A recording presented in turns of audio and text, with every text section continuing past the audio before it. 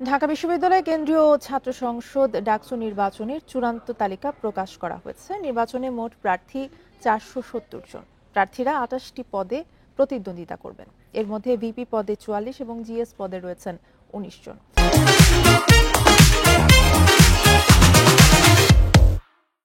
সকালে ঢাকা বিশ্ববিদ্যালয়ের জনসংযোগ দপ্তর থেকে এক বিজ্ঞপ্তিতে এই তথ্য জানানো হয়। এতে বলা হয়, নির্বাচনে 28 জন প্রার্থী তাদের প্রার্থিতা প্রত্যাহার করেছেন। এছাড়া প্রাথমিক বাছাই প্রক্রিয়ায় বাদ পড়া 10 জন প্রার্থী আপিল না করায় তাদের মনোনয়নপত্র বাতিল ঘোষণা করা হয়েছে। ফলে চূড়ান্তভাবে 470 জন প্রার্থী নির্বাচনে প্রতিদ্বন্দ্বিতা করবেন।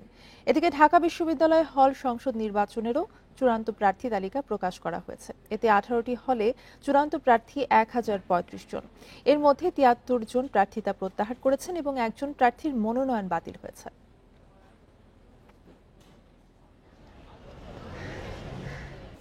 ঢাকা বিশ্ববিদ্যালয় ক্যাম্পাসে দ্বিতীয় দিনের মতো প্রচার কার্যক্রম চালাচ্ছে ডাকসুর প্রার্থীরা। এরই মধ্যে বিভিন্ন আবাসিক হল, অনুষদ এবং ইনস্টিটিউটের সামনে শোভা পাচ্ছে প্রার্থীদের পরিচয় সহ ব্যানার, পেস্টুন ও প্ল্যাকার্ড।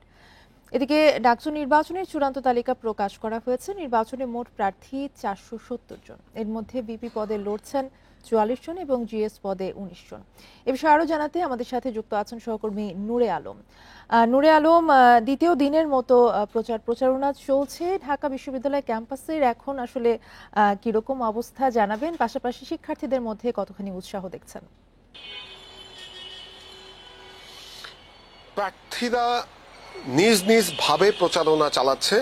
অর্থাৎ আমরা যেটি দেখছিলাম যে আনুষ্ঠানিক প্রচারণা শুরুর আগে প্যানেলের যারা একটি প্যানেলে যারা ছিল সবাই একত্রিত হয়ে শিক্ষার্থীদের সাথে মতবিনিময় করত, কিন্তু এখন প্রচারণা প্রার্থীরা ব্যক্তিগতভাবে চালাচ্ছে, প্যানেলভুক্তভাবেও চালাচ্ছে আবার ব্যক্তিগতভাবেও চালাচ্ছে। অর্থাৎ সকাল থেকেই বিশ্ববিদ্যালয়ে সরগরম অবস্থা এবং শিক্ষার্থীদের মাঝে আনন্দ বিরাজ করছে। এক ধরনের নির্বাচনী যে আমেজ সেটি পুরোপুরি বিশ্ববিদ্যালয় ক্যাম্পাসে দেখা যাচ্ছে। 9 সেপ্টেম্বর ডাকসু নির্বাচন অনুষ্ঠিত হবে। দীর্ঘ 6 বছর পরে আবার ডাকসু নির্বাচন হচ্ছে। সবশেষ 2019 সালে ডাকসু নির্বাচন অনুষ্ঠিত হয়। এর আগে 1990 সালে ডাকসু নির্বাচন অনুষ্ঠিত হয়েছিল। শিক্ষার্থীদের যেটি দাবি, যে তারা যেটি চাচ্ছেন যে উন্নত দেশের বিশ্ববিদ্যালয়গুলোতে যেরকম হয় এই ছাত্র সংসদ নির্বাচন তাদের একাডেমিক ক্যালেন্ডারে থাকে, বাংলাদেশে যেরকম বিশ্ববিদ্যালয়গুলোতে 20 বছর 30 বছর পরে এই ছাত্র সংসদ নির্বাচন হয়, ফলে এক ধরনের উত্তেজনাকর পরিস্থিতি থাকে, সেই নির্বাচন নিয়ে অনেক মাতামাতি থাকে, সেটি আসলে শিক্ষার্থীরা দেখতে চান না। শিক্ষার্থীরা বলছেন যে ডাকসুকে নিয়মিত একাডেমিক ক্যালেন্ডারের মধ্যে অন্তর্ভুক্ত করতে হবে এবং সেখানে তারা প্রতি বছর তাদের যারা নেতা হবেন তাদেরকে তারা ভোট দিয়ে নির্বাচিত করবেন এবং প্রতি বছর যখন এই নির্বাচনটি অনুষ্ঠিত হবে তখন এই নির্বাচন নিয়ে এত মাতামাতি থাকবে না। এই এখন যেরকম মাস খানিক ধরে এই ডাকসু নির্বাচন নিয়ে পুরো বিশ্ববিদ্যালয় প্রশাসন ব্যস্ত সময় পার করছে, পুরো বিশ্ববিদ্যালয়ে এক ধরনের নির্বাচনী আমেজ সেটিও অনেকটা কমে যাবে। অর্থাৎ তারা বলছেন যে ডাকসু নির্বাচনকে সহজ এবং স্বাভাবিক করতে হবে এবং এটি শিক্ষার্থীদের অধিকার যে প্রতি বছর তারা ভোট দিয়ে তাদের নেতা নির্বাচন করবেন। সেই সঙ্গে যারা নির্বাচনে অংশ নিচ্ছেন সে প্রার্থীদের সাথে আমার কথা হয়েছে। ছাত্র দলের ভিপি প্রার্থী যিনি রয়েছেন তিনি যেটি বলছেন যে তারা বেশ কিছু দাবি জানিয়েছেন যে ডাকসু নির্বাচনে 8টি ভোট কেন্দ্রে ভোট অনুষ্ঠিত হবে। প্রায় 40,000-এর মতো ভোটার ডাকসু নির্বাচনে রয়েছে।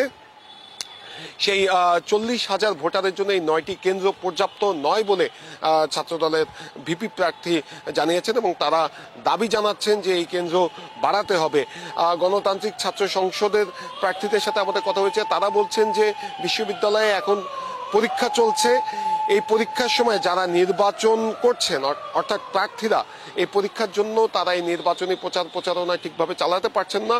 তো 10 দিনের জন্য পরীক্ষা স্থগিত করে নির্বাচনের পরে পরীক্ষাগুলো নেয়ার দাবি তারা জানাচ্ছেন এবং শিক্ষার্থীরাও যারা ভোটার রয়েছে তারাও পরীক্ষা নিয়ে ব্যস্ত সময় পার করছে এবং দীর্ঘদিন পরে যেহেতু ডাকসু নির্বাচন হচ্ছে তাই নির্বাচনকে কেন্দ্র করে যে উৎসবমুখর পরিবেশ সেটি শিক্ষার্থীরা উপভোগ করতে পারছে না। তাই 10 দিনের জন্য পরীক্ষা স্থগিতের দাবি জানাচ্ছেন। ছাত্র শিবিরের পক্ষ থেকেও বলা হচ্ছে যে তারা শিক্ষার্থীদের কাছে যাচ্ছেন এবং শিক্ষার্থীদের নানা সমস্যার কথা শুনছেন। তারাও এই ক্লাস পরীক্ষার বিষয়টি তারাও বলেছেন। আমরা এই বিষয়টি নিয়ে বিশ্ববিদ্যালয় কর্তৃপক্ষের সাথে কথা বলেছিলাম। বিশ্ববিদ্যালয় কর্তৃপক্ষ যেটি বলছে, ভোট এবং পরীক্ষা দুটি একই সাথে চলবে, শুধুমাত্র নির্বাচনের আগের দিন এবং পরের দিন নির্বাচনের দিন এই 3 দিন পরীক্ষা থাকবে না। এর বাইরে প্রতিদিনই পরীক্ষা হবে এবং ভোট কেন্দ্র বাড়ানোর এখন কোনো সুযোগ নেই বলে তারা জানিয়েছেন তাদের পক্ষ থেকে। অনেক ধন্যবাদ আপনাকে। নূরে আলম জানাচ্ছিলেন ঢাকা বিশ্ববিদ্যালয় ক্যাম্পাস থেকে।